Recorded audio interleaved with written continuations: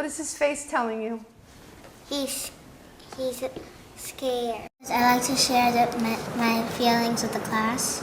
I'm actually really interested on the step 3 part because usually when you do the step 3 and you ask your parents about it, you learn new things about them that you've really never known before. She felt isolated when she was in the hospital, and she was very sick, and she was alone and scared.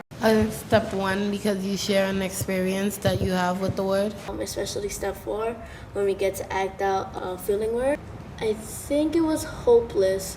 I was like a homeless man, and I was sitting against the wall with my sweater over me. It's hopeless because just to pretend to be like one, and just to like see people passing by. This year I teach social studies in addition to language arts, and I found that in both subjects it's very easy to integrate the words. When you have something like the emotional literacy, you are surprised sometimes at the strength that some of these words can take. When I was actually at home, I felt hopeless because my aunt passed away last year.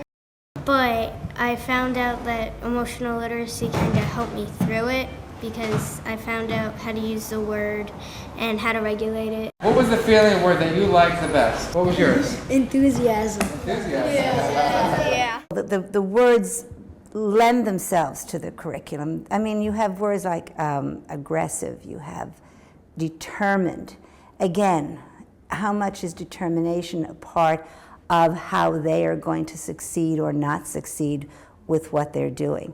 Aggressiveness, and how aggressiveness can be really tough, but if you turn it around into assertiveness, it changes the emotion and they can use it. Some of my staff has said that this has been a life-changing program for them.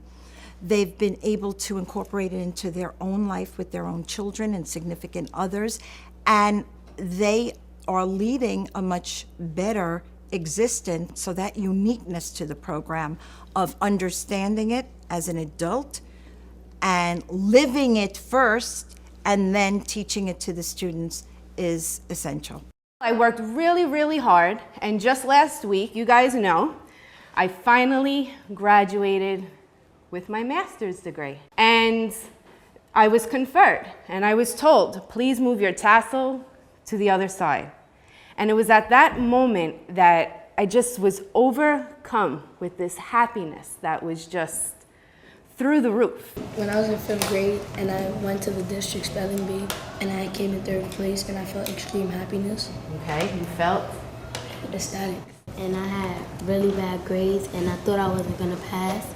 And then when I got my report card, it said that I was going to 4th grade, so I felt happy that I could still. You felt? Enthusiastic.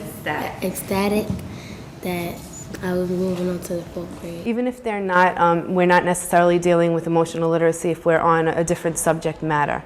The students participate more because they're not as nervous about reactions from their peers. They are more accepting of one another because they do see that they do share something in common. A way for children to express their feelings without fear of being laughed at and stuff. It's like you can share your feelings, and it's like you notice that other people have the same feelings as you. It's like you see what other people have in common with you. And again, this is a tough kid, for an 8th grader, but he's a tough kid. And he says, something's really been bothering me, and I want to apologize to this other kid. The kid he wanted to apologize to is black, and he's white. And he said, I said something to you in 6th grade that was very racist, and it's been keeping me up at night. And I feel so badly about it. And as soon as he started saying it, the other kid started crying.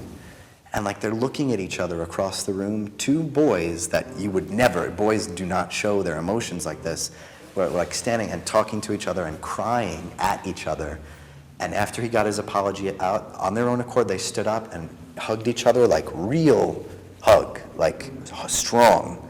And then everybody's oh, they did it, it was great. I mean, that's definitely, that's a tangible thing, they had the courage to say that to each other. There are many standalone programs on character education that we've looked at, But we feel the ruler approach can be used to incorporate into lessons, which makes it more effective for teachers and more meaningful for teachers and students.